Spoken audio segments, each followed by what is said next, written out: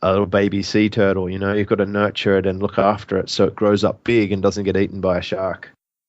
Hey guys, welcome to the Business and Bootstrapping Podcast, where we believe in busting your ass and bootstrapping your startup to build the business and life of your dreams. I'm your host, Matt Ward, and if you enjoyed the show today, please check us out at businessandbootstrapping.com to get more great tips, tricks, and interviews with successful entrepreneurs. Thanks, and let's get started. Hey guys, I'm pretty excited to say we've got some more reviews we're going to read out today. I really want to thank people for sending those into the show in the clunky iTunes interface and really letting me know they're enjoying it. It really means a lot to me. Thank you. So first off, we have There Should Be More Podcasts Like This, so informative, from PLC Kogan. Next, we've got somebody who looks to be doing a bit of study in Lograd08, who says, insightful tips to get you started. The podcast is very informative and easy to follow. Highly recommend it for people looking to get some startup insight. And finally, we have SM Lewis 4, who says, 5 stars, great information, tons of great tips, definitely a good listen for anybody. And really, guys, I want to thank you so much for putting those in there, doing it. It really motivates me to keep doing the podcast every day, and it means a lot. Thanks so much, and now let's get on with James Schramko.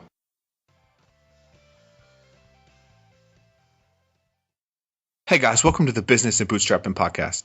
Today I'm pretty pumped to have James Schramko, Internet Sales and Marketing Master, on the line today to share some of the experiences he's had with growing his business and to really take that information and get it to you guys. So thanks so much for coming on the show today, James.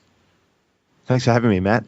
So I wanted to start this out with a little bit of a bang, get people excited right off the bat. Some people haven't heard of you, they might not know about your business. Where's your business at right now? What's revenue like, and how's your team looking?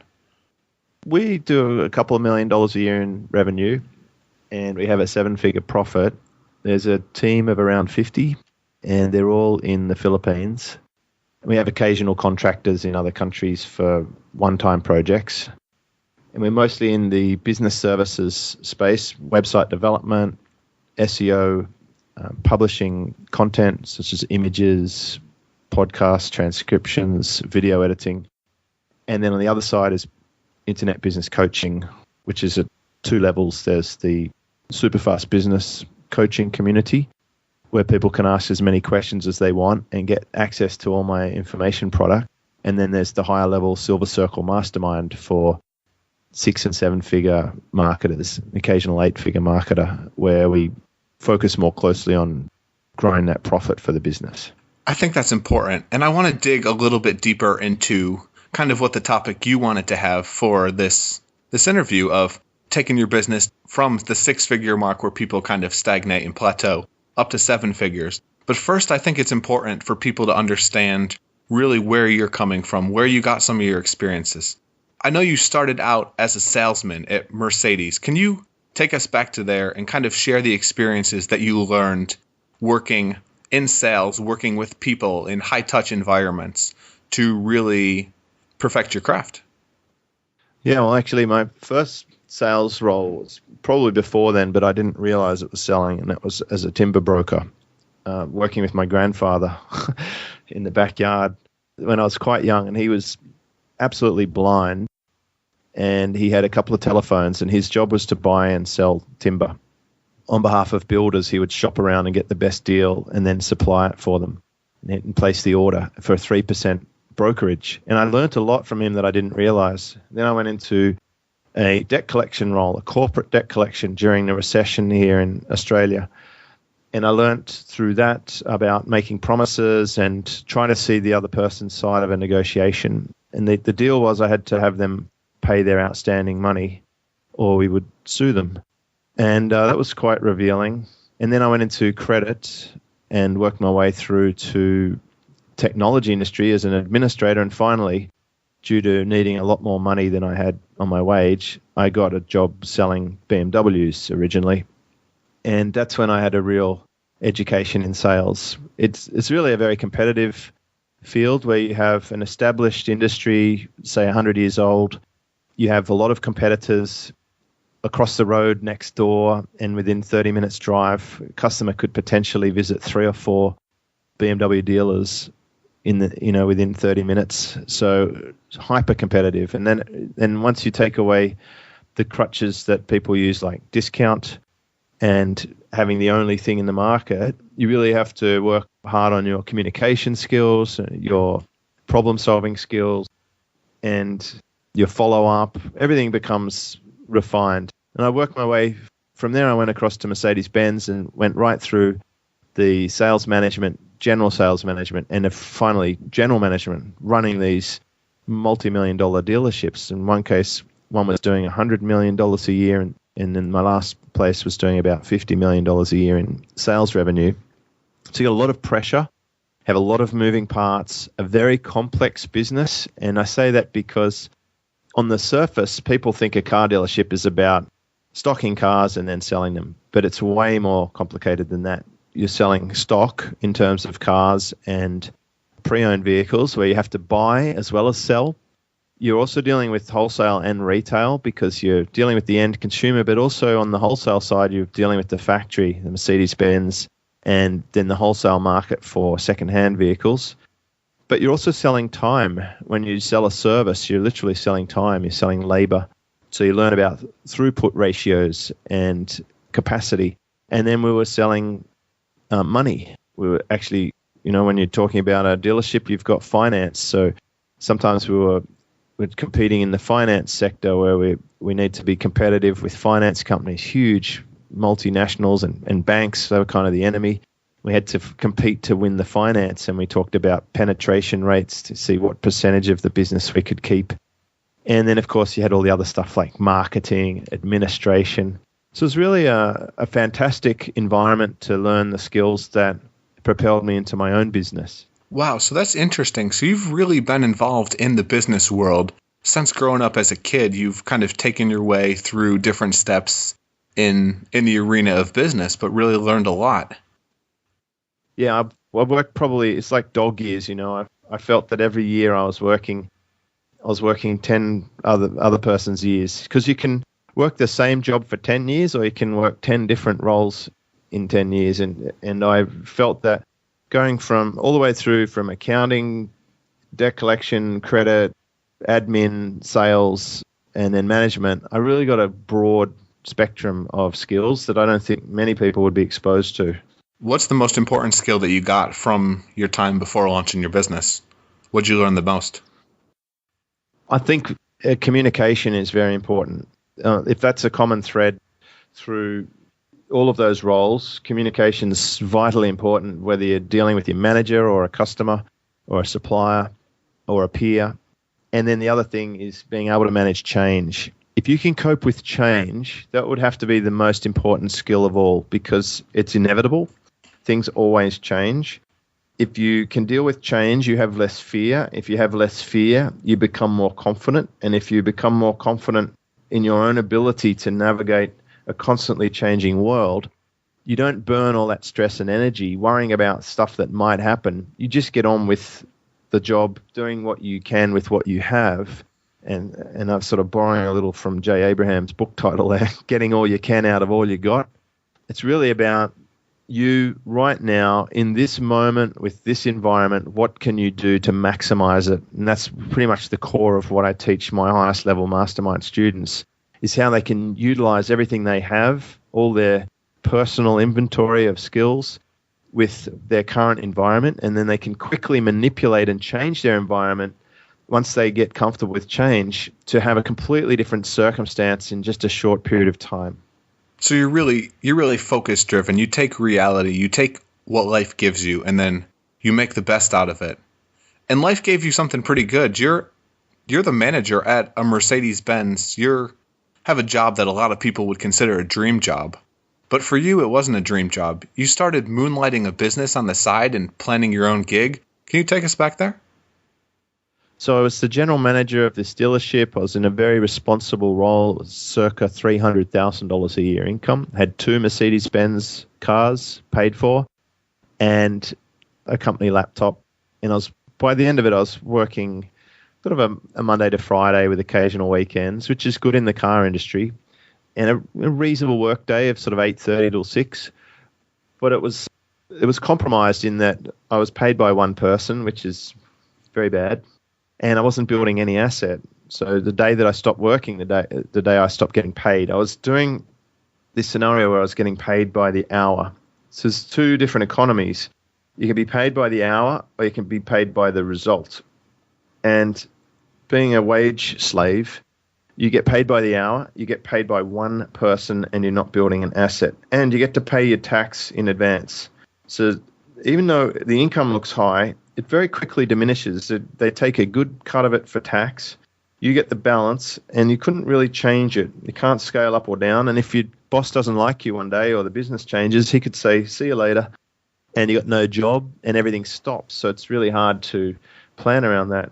And I thought it would be far better to get paid by the result, where I'm not trading time for money, that I'd be rather paid by a lot of different people, and that I would like to be able to build an asset that's worth something.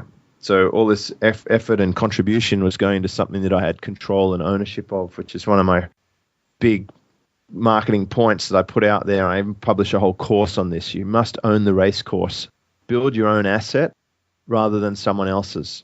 And if you want a simple example of that, most content marketers are building up Facebook for Mark Zuckerberg and the shareholders.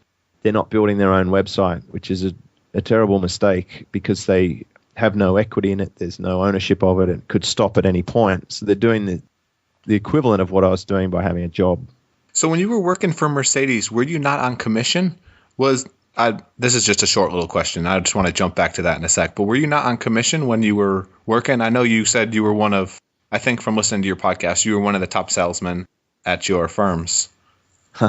Well, for the most of the time, from 1995 through to about 2001, I was on commission, like a base salary and commission. From then on, I was able, in my last two roles, I was able to negotiate a base salary of $200,000 when I went to management, and then I went up to $235,000. And then when I switched companies, it went to $265,000 plus 2 cars and superannuation, or as Americans would say, 401 benefits. I was actually able to negotiate a fixed salary at a high rate.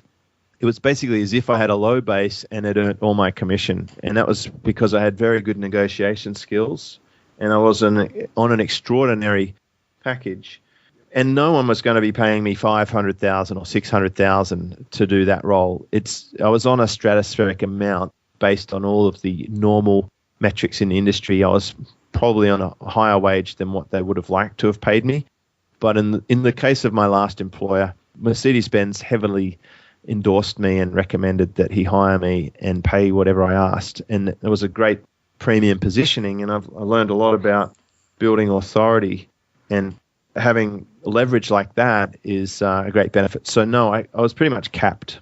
So own the race course. I think I'd like to jump into that next. I love it. It's a great catchphrase, but at the same time, it has such great meaning of create something for yourself, control everything, every aspect of your business that you can, and be diversified. What were you doing in your business when you first launched? What was Superfast Business? The very original, actually the first registration of my company was simply a customer of mine who'd bought many cars from me, was a financial planning expert, and he had a sales team, and he actually said to me, "You've sold so many cars to me. I love buying from you. I want you to come and teach my salespeople how they can sell properly because they can't sell." And he offered to pay me to come and run a workshop for his salespeople. So I went to my boss at Mercedes-Benz and I said, "This customer wants to pay me to teach his salespeople how to sell. He's in the financial planning industry. What do you think?" And he said, "Do it, but make sure you charge him a fortune." So I charged $4,000 for a half-day workshop, so a 4-hour workshop, and I used that money to buy a laptop. And I bought a laptop, this brand new Fujitsu laptop at the time. This was in about 2005, and I didn't have a computer at home at the time, so this was really my first computer at home again, since 1995 or 96, like for a decade.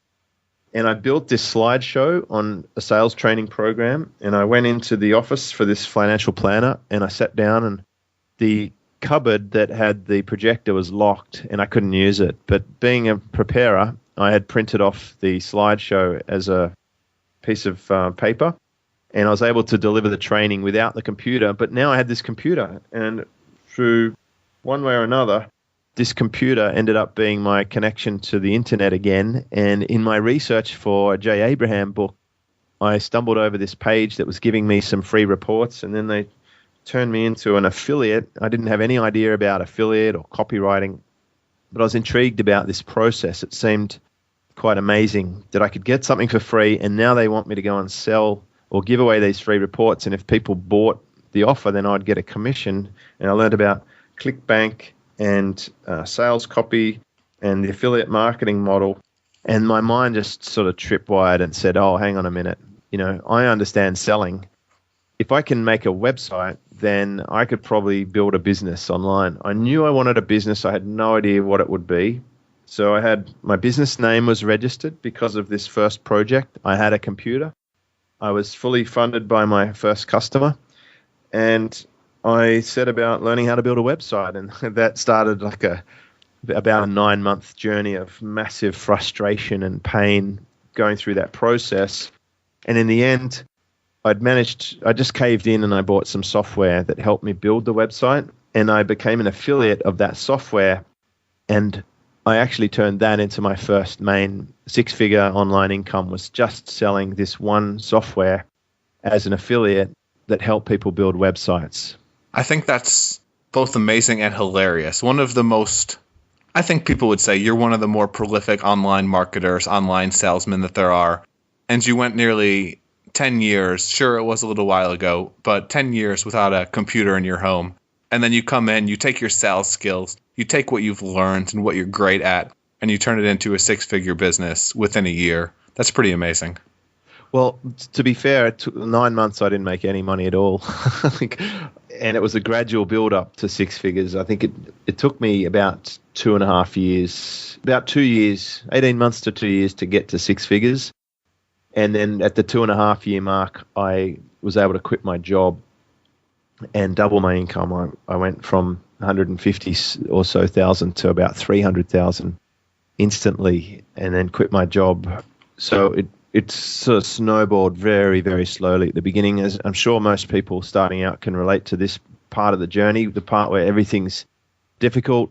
Nothing's like they say on the audios or the videos or the promises. It's way harder, way more frustrating, and it makes you question your sanity at points where you think, well, come on, I'm not stupid, but this is still that hard. And I remember having my computer in the cupboard next to my bed, and I used to pull it out and run the cable to the dial-up and just spend hours and hours, using the computer, getting nothing and getting nowhere. It's to the point where people would question me, my friends and that, they'd say, are you sure this internet thing is all it's supposed to be? Because you spend a lot of time on it and you've got pretty much no result.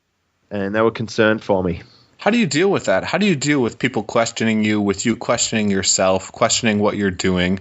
How do you keep moving forward? How do you stay motivated? I use perspective, and my theory is simply, if some people can figure it out and I'm not stupid, then surely I can figure it out. It's more of a puzzle for me, because I know that through my career, it's about building confidence. It's about locking in wins. And it took me a long time to accept that I was a good salesperson. But after winning the BMW sales competition for the whole of the country, I kind of had to concede that. And then I went to Mercedes-Benz and replicated it within 12 months. So within 12 months of being a salesperson, I won the competition for the whole country in both different brands. And at that point, I had to say, you know what, maybe I'm good at this. So I'll bank that self-esteem win. And I read a lot of books. I read a lot of books about self-development, about business, about management, about psychology, about winning. And I really just took it on board, and just basically, if you were to think of your brain as a computer program, I was constantly upgrading the software. And the fact is, once you taste a 7-figure profit year on relative automation or maintenance mode, you don't want to go back. It's not really, you don't uninstall the latest software and go back to the old system. So you basically, it's a consistent ratcheting up of software evolution, and that becomes your new standard. But I'm constantly inspired by people who are doing amazing things, and I see that there's a perspective of them versus me, and then I factor in other things, opportunities they might have had, conditioning they had when they grew up, access to certain things that I don't, and I try and work out what would be fair or reasonable for me to move, in that direction or not. Sometimes there's people who I would probably consider outside my realm of possibility, and then there's others that I think, well, you know what, they're really not that different to me, and I've probably got as many advantages as them or more, and I'm probably under applying myself, and then I lift my bar. What are your goals? What's the standard that you're shooting for if you're really pushing yourself, you're really striving to grow? I know you're a very motivated person. Well, my goals might be surprising to most listeners, but my goal is to surf every day and to maintain a healthy body, flexible and a good weight for my age and height, etc., and to have a work week of 25 hours or less. I don't want to be putting more than that into the business, and I'm focusing more on other things other than monetary stuff. I mean, obviously, I want to sustain a 7-figure profit, and I see that that's possible, but I don't need to be. Basically, having a lot more money isn't going to change my life a lot, but to enjoy every moment, to follow my bliss, as Joseph Campbell would say, I just want to surf. I want to enjoy relationships. I want to read. I want to watch a movie every day. I want to only do things that excite me, that I'm passionate about. So, I'm at that point now where I want to enjoy, because I worked very, very hard for my first 20 years in business, and it's time just to enjoy a little bit. How'd you get your business to where it is today? I know you said you were at 6 figures a couple of years after starting out with your business at night. How'd you take it up from 6 figures up to 7 figures? What do people need to do that? There's a few things. The shortcuts generally will be to focus on recurring income. If you could only have one thing, aside from a starving crowd, is a recurring income, right? So, I guess we'll start with the starving crowd, as Gary Halbert would say. If you're at the nightclub at 3 a.m. when it closes and you have a hot dog stand, it wouldn't matter if there's cockroaches crawling all over it and the buns are stale and the hot dogs are cold. People are going to buy it anyway because they're hungry and there's no other competition. So it's really about having a fantastic offer for the market that they're really hungry for. If you can do that, you can make a lot of mistakes and still do well. I see people come up with their great ideas, or they've got this passionate thing they want to do because their friend told them it's a great idea, and they're just banging their head against the wall. So that's step one. Step two is trying to find that part of the market where you can have a recurring solution. So you sell once but get paid over and over again. And step two is to start increasing your price points. Literally having higher price points means that you could sell less things for more money. And if you look for examples about this, Mercedes-Benz. I mean, you could sell a Mercedes-Benz in Australia for $460,000, or you could sell 20 Hyundais. It's actually easier to sell one $460,000 Mercedes-Benz if you find the right buyer and you create the right environment. There's less effort than selling a lot of low-cost, low-margin vehicles. So I look for those areas in my business. There's always a percentage of the market who will pay more and want a premium solution. And my time at BMW and Mercedes-Benz has really made me much more comfortable in the premium end of the market. I don't want to produce low-quality garbage. I'm not interested in the commoditized, low-margin, low-price buyer. They're, for the most part, not exciting to deal with. They're very difficult. So I just give them stuff. I give away more content than most people sell. If people identify as being a premium buyer, they want to invest in themselves, they want a better result than everyone else, they don't want to wander about in the mire of mediocrity, then they'll be attracted to my products and services, and that's when everyone gets a great result. So just to recap, start with a hungry crowd. You can't beat that. Go for recurring products and then have premium price points. How do you get into the premium market? How do you take it to the higher end? Let's say you're offering a product, you have a service, or maybe even you're selling information. How do you focus on the market that you want to get to? How do you make a message that will appeal to them and a product that they're going to buy versus having something that's mass market? You just start there. You start as you wish to continue. The first product people should put out should be the highest product. Okay. So you talked about content. You put out content, leveraging content. I know you do a great job with putting out information, helping people. I know for a fact you're part of at least 2 podcasts, both of which I enjoy, Think, Act, Get, and Freedom Ocean, both of which will be in the show notes.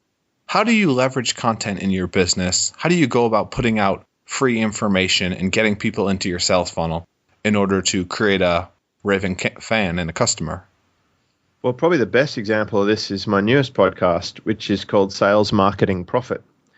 And it's a great concept, and if you can get the lesson from this one, it will serve you well. What I did was team up with a friend of mine, Taki Moore, and both of us run a high-level mastermind. And all we did was decide that each week we'll feature a case study of a successful student. So he'll mention his student, then I mention mine, and then he mentions his, and I mention mine each week. So what does a listener get for free from iTunes? They get to get a great case study of a before and after that may or may not apply to them. But if it does, then they're getting in 30 or 40 minutes a fantastic free business lesson. It would lead people to the natural conclusion that Taki or I can help them with their business. If they fit the profile of our perfect student, then they're inevitably going to want to contact us and get more help at a paid level because they recognize that having one-on-one attention or going through our frameworks is going to get them a vastly better result than them trying to figure it out themselves. So I'm using the same concept I learned from Mercedes-Benz. It's really just a demonstration. People like to drive the car before they buy it. Let them test drive your product or your expertise on a podcast. So take a part of your paid product or take an insight that you would be sharing in your information product, or take a successful student and case study them and put it out there for the world to see, and now you have the perfect free combination. I think that's a great way to do it. It's basically a testimonial that at the same time showcases you, showcases what you can do, and really helps people learn. It's kind of the trifecta of putting out content. And it's been market validated because it very quickly went to number 1 in the business marketing section in all major markets of the world off the first episode. So the market says, yes, we want to consume this sort of information, and it's already generating sales for us. So it's, that's what I've learned after doing 5 podcasts, is I'm finally getting closer to the mark on where they need to be. I'll have to check that out. And it seems like you really like these 3-word buzzwords: own the race course, super fast business, think, act, get. You've got a real knack for branding and putting something out that really gets people excited.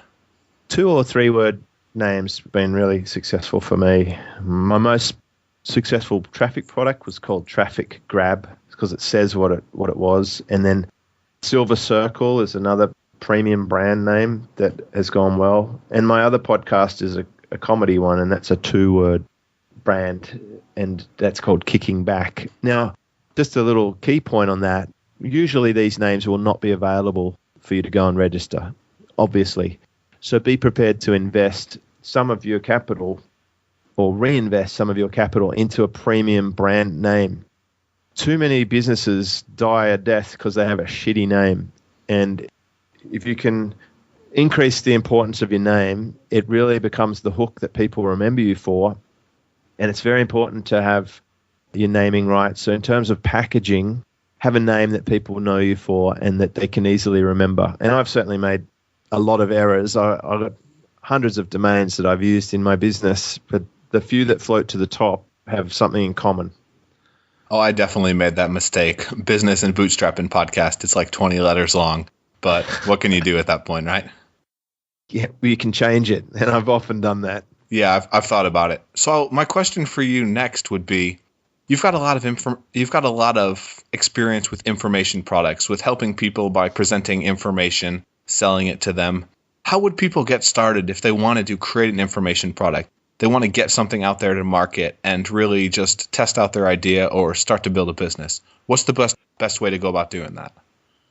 I actually made a blog post about this. It's literally how to create an information product. I think you should probably consider linking to that for your listener, because it shows the format that I use that I've taught my students. People like Ezra Firestone, I originally taught him this to help him with brown box formula. And recently I've been helping Andre Chaperon prepare some training for his information products using the same structure. But literally, if you use this structure, it's called format, you will be able to knock out a product in less than an hour. And it's just ruling up a grid on a whiteboard, and you put your modules across the top, introduction module, and then 1, 2, 3, 4, 5, 6, 7, 8, 9, 10, and then your exit module, your outro. And then down the left-hand column, you just put introduction, why, what, how, what if, and then action steps. And that's it. And then you fill in the squares with your content, and then you replicate that on something like Keynote or PowerPoint, and then you use Camtasia or ScreenFlow to do a voiceover with the slides, and you now have an information product. You don't have to go on camera. You can fill in the slides with pictures or with words or with diagrams, and keep the modules between maybe 2 to 10 minutes, no more than 12 minutes ever. And you'll have a fantastic information product that people can consume. And obviously you've seen Own the Race course, but I also did another one called Wealthification, which was only 1 hour long, I think for 10 modules. And I also give that away, but it was a really simple one to build. I literally just put some pictures and a couple of words and then did a voiceover. And then after you finished, have it transcribed. And now you have some nice PDFs. You've got the MP3 version and the video version. So it's a highly rich media type. You've got video, audio, and illustrated PDF. It takes you a fraction of the time to create than if you have no structure at all. And it's really not such a big deal. It's actually very simple to create information products, and you could do it with as little as 1 or 2 modules. I think there's a stigma around information products where it just doesn't feel right, and it doesn't make sense to me. If you think about it, an information product, a book's an information product, a movie's an information product.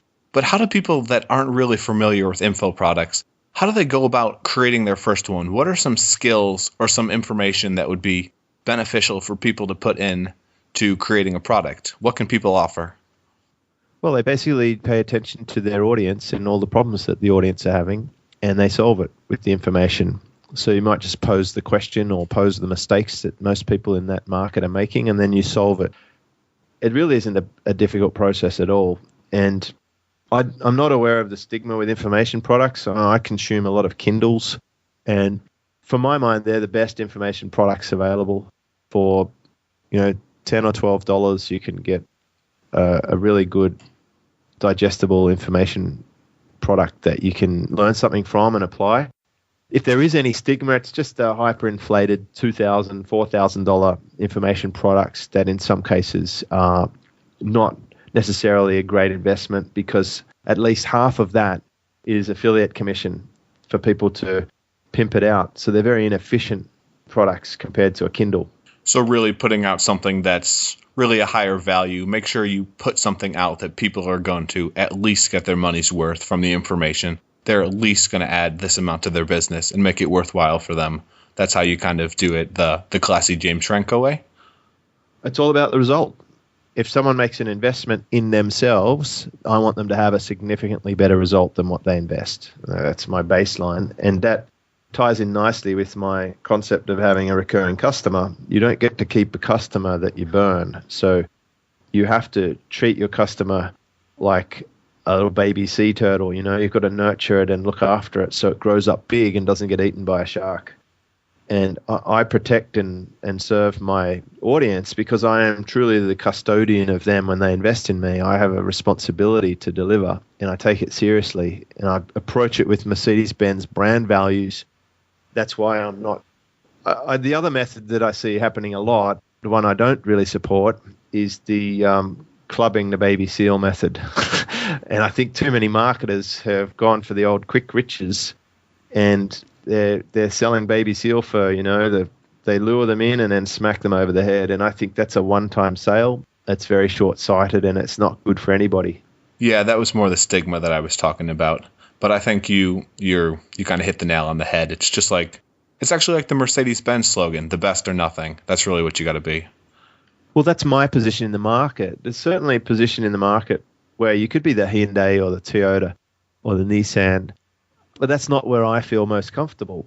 And frankly, not everyone could be in the Mercedes market because you have to deliver Mercedes-Benz brand values and quality, and it's not in everyone's capacity.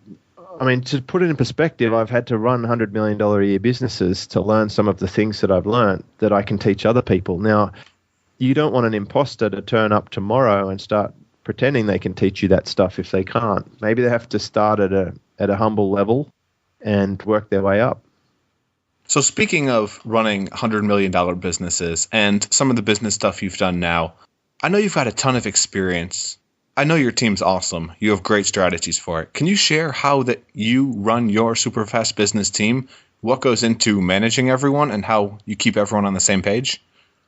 Well, we have a clear idea of our company values. I think that's important. When you have a number of people in a business, it's good to talk about what your business actually is and what it means to be a part of that business. An example that might be communication. So typically, the culture that I'm dealing with for most of my team, the Philippines, is fairly shy culture. And sometimes they're very reserved, and to bring out that communication, you have to make it a risk-free environment and encourage communication. So we decided that's one of the values of working in our business, is that we're good communicators. That means if we ever find things that have been held back or should have been talked about because someone was shy, we talk about how communication is one of our core values, and that's really a requirement for the role. So being clear about the labels that we have in our business to help people identify with what it means to work with us, that's step one. Obviously, hiring very well, having criteria that hires people based on their attitude and their previous behaviors rather than their hypothetical future possibilities. I don't hire people on their potential. I hire people on their reality. And then what we do is we have standard operating procedures for everything in the business, and we have two people who can do every role in the business. We call this the Noah principle, like two of everything. And that way it allows people to have time off, to if they get sick or they want to travel, they don't feel like they have to hang on to the role because they're the only person who can do it. And it also protects us from people having little fiefdoms where they control too much, little black boxes, and we don't know what they do, and it creates bad politics when that happens. And then we have a structure for our team, and then team leaders, and then some managers. And I mostly deal with a virtual assistant who's sort of like a personal assistant, and I deal with our managers, the core 6 or 7 people who run the teams. I deal with them mostly. And our main frequency for that is we have a once a week one-on-one meeting each for about 15 minutes. And then the following day we have a group meeting with all the managers for about 20 or 30 minutes. And that frequency works well now. But in saying that, we are 4.5 years down the track. So we've built up a very good repertoire. I've physically visited my team 11 times. So, I've met face-to-face, and nothing will build a relationship better than meeting face-to-face. So people who are trying to run a virtual team, never meet their people or don't interact with them, are fighting an uphill battle. And it's really so important to get your team on the same page, to get your business on the same page. Can you go into I do it, we do it, you do it? I think that's a great approach to helping train your team and get them up to speed on everything you need to run. Right. So in the beginning, I used to have to literally transfer the knowledge from my head to my team member when I was building the WordPress website, I wanted to transfer that to my first hire. So we have this technique where I do it and the person who's learning watches. Then we do it together, and then you do it, which means the trainee does the whole task and I watch. So it's literally moving from me to them through this 3-step process. Once that person knows it well enough to teach someone else, then I don't have to learn it anymore. I don't have to teach it anymore. So that's how you leverage your IP, is you transfer your knowledge to someone else using the I, we, you method. And then once that person has that knowledge, they can train their backup. And once you 2 people know it, that's like the tribal campfire stories where the knowledge is retained within the tribe forever, because someone might go, but someone will come, and there's always 2 people who know the process, and they use the I, we, you method.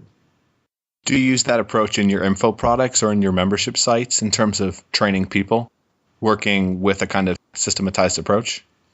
Most of the training that I'm doing one-on-one is these days not with my team. It's mostly to mastermind students, and I have frameworks for everything. So I run them through the framework.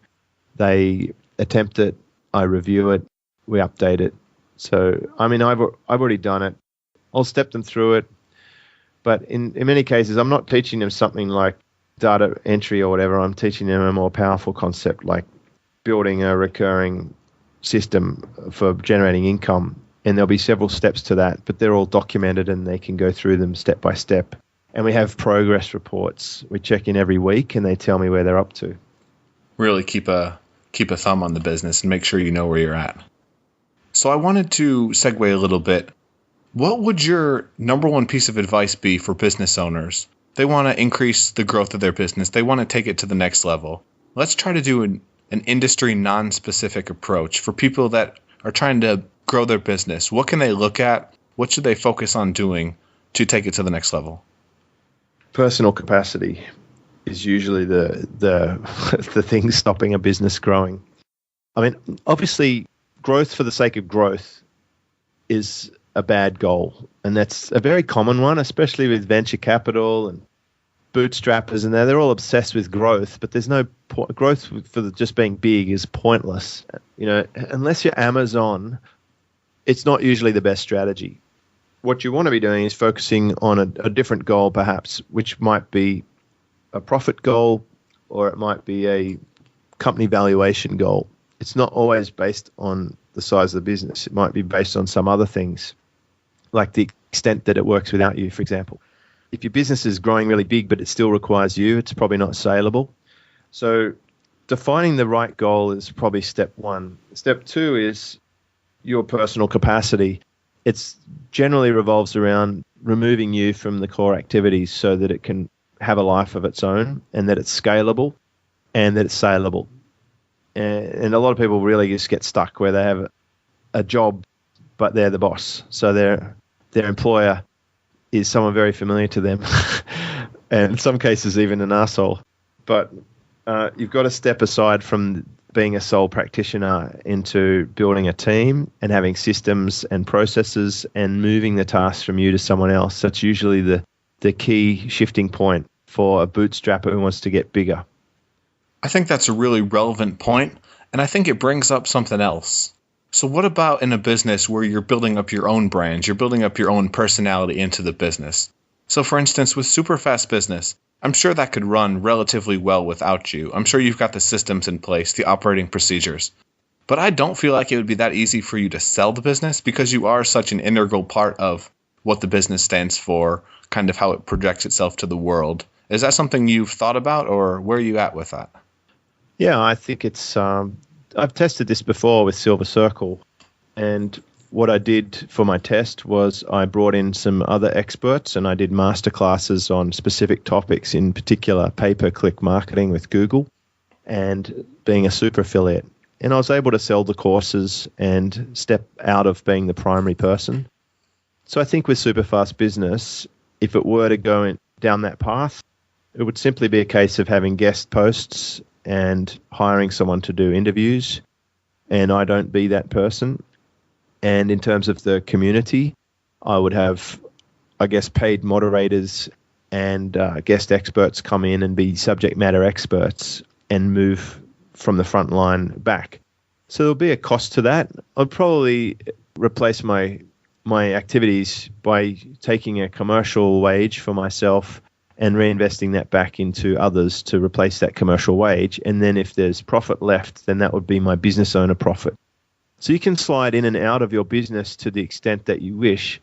But for now, my core strength is doing the podcasts and being the forum expert, the guy coaching the customers. So I'm actually happy to play that role at the moment.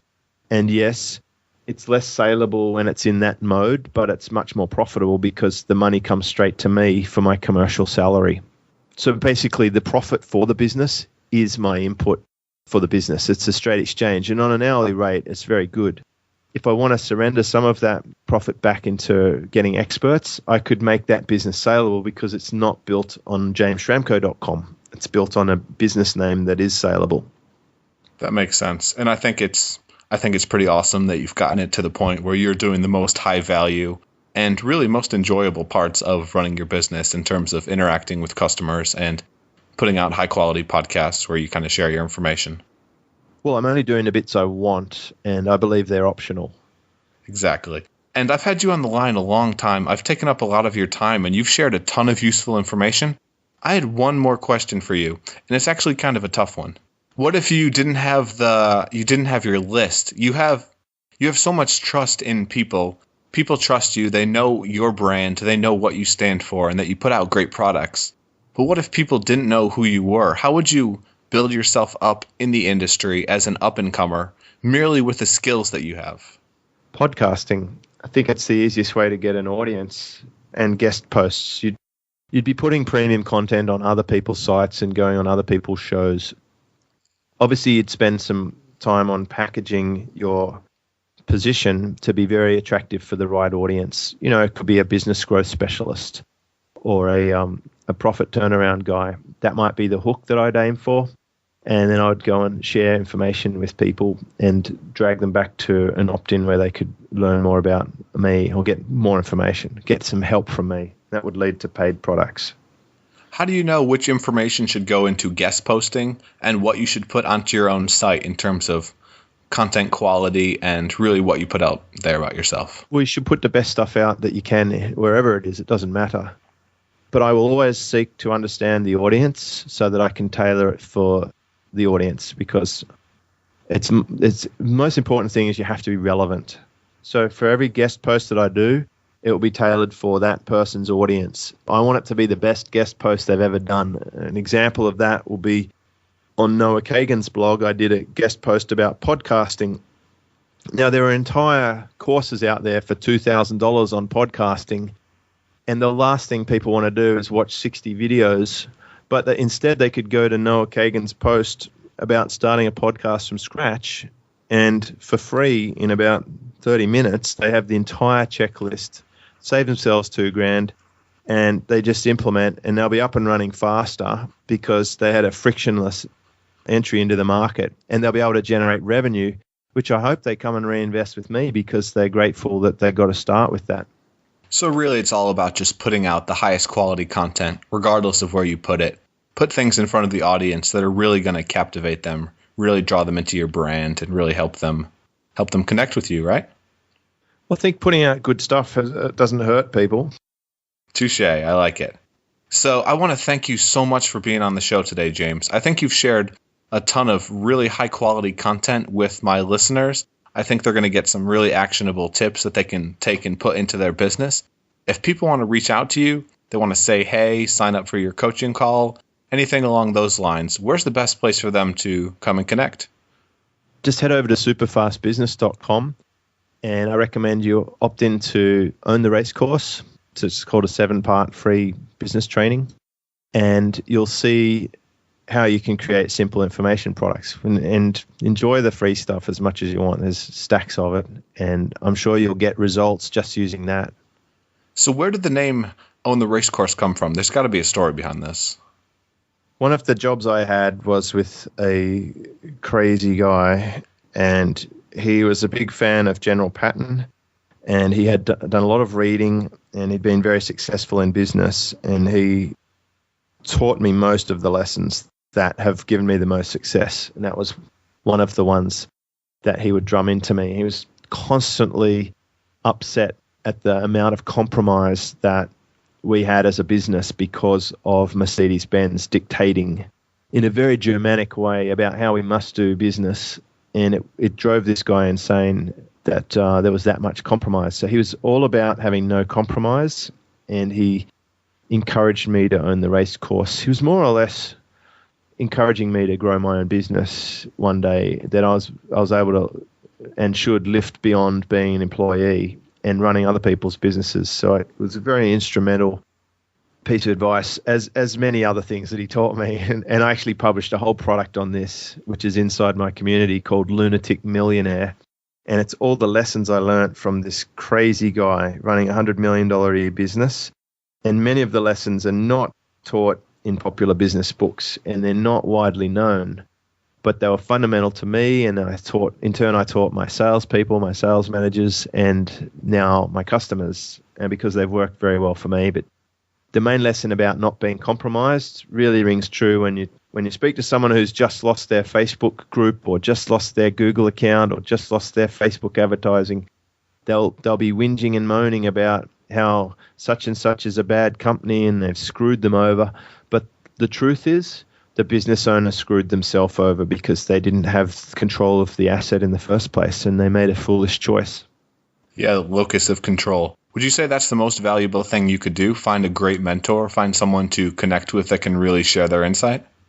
That's a tough one. Some people don't really need one mentor. Other people are heavily dependent. I think to some extent, the more responsible you are for your success, the less you need to attach onto someone else.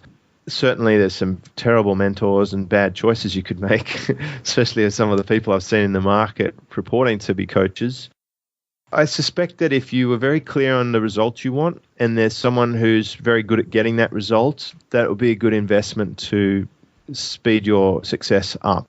So that, I consider when I'm buying Kindles and reading about other people's information, that is an investment in me. And to some extent, my mentor is like the Kindle library, or my customers teach me a lot of things. I learn a lot through their own business experiences. When I'm coaching 35 business owners every week, I'm really spreading my arms and legs out into the market in various ways, and I'm getting a lot of field data and test results. It's high effort, but very rewarding. So it is important to see if you can find someone who has the answers that you're trying to learn the long and hard way. And if you are in a position to reinvest in that knowledge, you probably get a much faster result.